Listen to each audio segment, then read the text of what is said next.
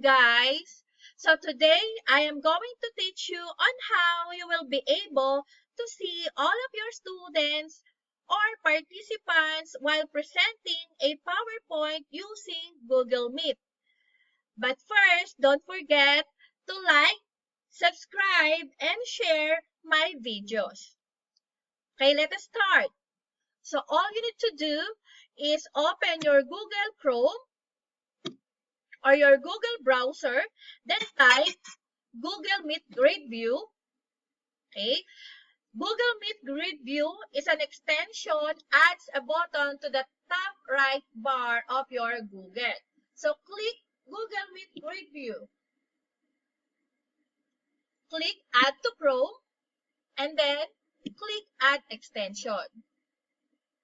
So once it is already added to your Chrome or to your browser, go back to your Google Meet, okay?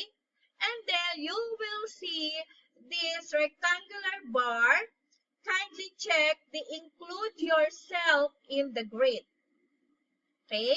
So again, this rectangular shape at the upper right side of your screen, select or check the include yourself in the grid. Okay? And then resize your browser. So let's say naka-wide screen or naka-maximize itong PowerPoint ninyo.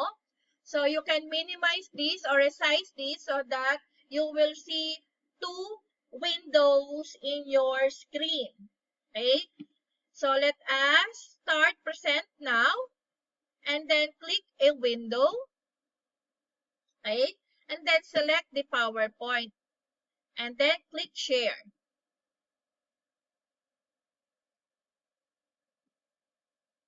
So while presenting your PowerPoint, you will be able to see all of your participants at the right side of your screen. But don't forget, be sure that your PowerPoint is in your slideshow. Kindly click the Setup Slideshow and then click Browse by an individual window. Okay?